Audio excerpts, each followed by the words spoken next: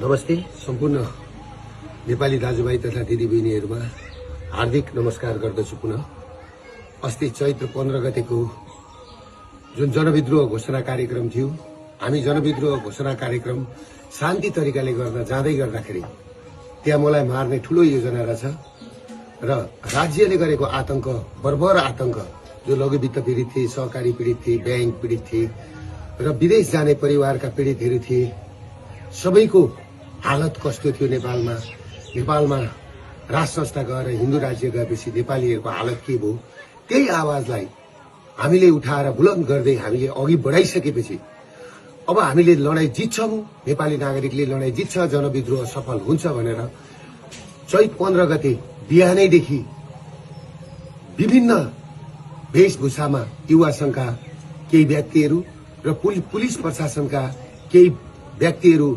Civil ड्रेसमा हात हतियार सहित गएर अर्काको घरमा चढेर बिहानैदेखि घर कब्जा गरेर जुन घटना पुलिस प्रशासनले घटायो र हामी कार्यक्रम स्थल 1:30 बजी पुग्दै गर्दाखेरि कार्यक्रम स्थल पुग्नुभन्दा 15 मिनट अगाडि नै हामी जहाँ स्टेज बनायौं, हामीले त्यत्रो खर्च गरेर शान्तिपूर्ण प्रदर्शन गर्ने भनेर हाम्रा पाहुनाहरू हामीलाई स्टेजै पुग्न नदिकिन बाटैबाट गोली हानेर चाहिँ नि लखेट्न थालेपछि, टियर ग्यास हान्न थालेपछि त्यस पछाडि हामी अघि बढ्नु पर्यो। म किन अघि बढेको भने सम्पूर्ण प्रहरी जवानलाई लागेको होला। म प्रहरीलाई जति माया गर्ने मान्छे म कोही छैन र दिन दुखीलाई माया गर्ने मान्छे म जतिको कोही छैन। प्रहरीलाई लाग्यो होला दुर्गा प्रसादले पेलो भनेर, तर मैले त्यहाँ पुग्दाखेरि के सुरागी पाएँ भन्दाखेरि त्यहाँ माथि छतमा साफ सुटरहरू बसेर मलाई टार्गेट बनाएको भन्ने मैले बुझिसकेको थिएँ। र अर्को कुरो के थियो भन्दाखेरि मेरो कानको छेउबाट गोली गयो। 3 कुनेमा पुग्दाखेरि, मेन ठाउँमा पुग्दाखेरि, स्टेजको छेउमा पुग्दा र म त्यस पछाडि मैले कुरो बुझिसकेपछि मेरो कानको छेउबाट गोली पनि गयो। फेरि अर्को कुरा के भन्दाखेरि तपाईहरुको मेरै गाडीमा आएर टियर ग्यास खसिसकेपछि त्यस पछाडि म उत्रेर मेरो ड्राइभरलाई निकालेर म आफै गाडी चलाएर यिनीहरूले मलाई मार्दै रहेछन् र यिनीहरूले मलाई कि त थुन्नु पर्यो, गुन्जालो जो पेरुको गुन्जालो बनाउने, या त बनाएर मलाई कि त थुन्नु पर्यो कि त मार्ने षड्यन्त्र गरेको मैले बुझिसकेपछि मेरो अन्त काहीँ उपाय नभएर म पुलिसको ब्यारिकेड तोडेर सुरक्षित स्तरतिर म पुगेको थिएँ र म पुगेको हुँ र मैले पुलिसलाई चित्त दुखाउने काम मैले गरेका छैन। आम सर्वसाधारणलाई म के भन्छु भने तपाईहरुले देख्नु भएको छ राज्य आतंक कसरी अघि बढिरहेछ। किनभने माओवादीको उसमा चाहिँ 3000 जति मान्छे आए अनि मान्छे आएनन् भनेर हाम्रा मान्छे बढी हुन्छन्। काठमाडौँमा हाम्रो त्यो दिन मान्छे 5 लाख मान्छे उत्रिदै थिए। हाम्रो पलङ्कीको मास आउन दिएन, हाम्रो गौशालाको मास आउन दिएन, हाम्रो बसपाको मास आउन दिएन। सबै जुलुसलाई बाटोमै रोकेर सुरुमै कार्यक्रम स्थल हामी पुग्नुभन्दा 15 मिनट अगाडिदेखि नै रणभूमि जस्तो बनाएको थियो। त्यसले गर्दाखेरि कुन नेपाली दाजुभाइ दिदीबहिनीहरूको आँखाबाट आँसु झर्दैन, कसको ब्लड खुन ताप्दैन। त्यसले गर्दाखेरि म आफू सुरक्षित हुन सुरक्षाकर्मीको घेरा तोडेर भित्र पसेको सुरक्षाकर्मीलाई म के भन्न चाहन्छु भने तपाईहरु प्रति मेरो कुनै लक्षित दुश्मनी होइन, तपाईहरु राज्यको संयन्त्र हो। तपाईहरुलाई पर्न गएको चोटमा म क्षमा चाहन्छु।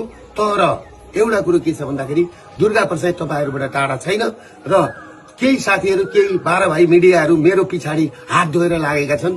यिनीहरु भनेको क्रिस्चियनको पैसा खाएर, युएसआइडी को पैसा खाएर, युरोपियन युनियनको पैसा खाएर आज देश तहस नहस बनाएको छ र केही मारवाडी तस्करहरू र 12 भाइ मिडियाहरु जुन तरिकाले लागेका छन् सोशल मिडियामा बोल्ने बुद्धिजीवी दाजुभाइ दिदीबहिनीहरूलाई, सबै बुद्धिजीवी विज्ञ वर्गहरूलाई म के भन्छु भने यो नागरिक विद्रोहलाई सफल पार्न सबैजना सहयोग गरिदिनुहोस्। म भागेको छुइनँ, म भाग्दिन।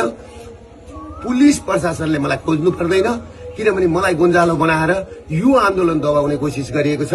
म सुरक्षित मात्रै बसेको, मलाई साफ भेटेको ठाउँमा गोली हान्नु भन्ने प्रधानमन्त्रीको आदेश छ भन्ने कुरो मैले सुनेपछि म सुरक्षित मात्रै बसेको, मलाई साफ भेटेको ठाउँमा गोली हान्नु भन्ने प्रधानमन्त्रीको आदेश छ भन्ने कुरो मैले सुनेपछि म सुरक्षित ठाउँमा बसेको छु।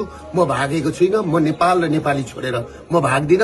म भाग्नलाई जन्मेको होइन, म झुक्नलाई जन्मेको होइन, बरु म मर्छु तर तपाईहरुको अगाडि मर्छु। त्यसले गर्दाखेरि तपाईहरु के बुझ्दिनुस् भने सम्पूर्ण नेपाली नागरिकलाई त्यो घटना कसरी भएको छ, पत्रकारलाई आगो कसरी लगाइएको छ, त्यो घर माथि कसरी बिहानैदेखि गएर चाहिँ नि पुलिस र सुरक्षाकर्मीहरू चढेका छन्। र अर्को कुरो के छ भने हाम्रो अभियानले म फिल्ड कमान्डर, म कमान्डर हुँदै हुँदाखेरि मेरो मुखबाट सुन्नुभयो तपाईँहरूले चाहिँ नि सुनेको छ, फलानु आगो लगा, फलानु घर आगो लगा, गोली हान भनेर मैले त्यहाँ भनेको छु। बरु एयरपोर्ट कब्जा गरौँ, संसद भवन कब्जा गरौँ, मान्छेका घरमा आगो लगाउने तोडफोड गर्ने काम नगर साथीभाइ हो भनेर मैले भनेको छु। तर जुन घटना भएको छ त्यो घटनाप्रति म दुःख व्यक्त गर्दछु। र जुन मान्छेहरू जुन 5 जना मरेको खबर आएको छ, अहिले 1-2 जना मात्रै देखाएको छ, एकजना पत्रकार भाइप्रति हार्दिक श्रद्धाञ्जली व्यक्त गर्न चाहन्छु। र अर्को हाम्रो महर्जन भाइप्रति हार्दिक श्रद्धाञ्जली व्यक्त गर्न चाहन्छु।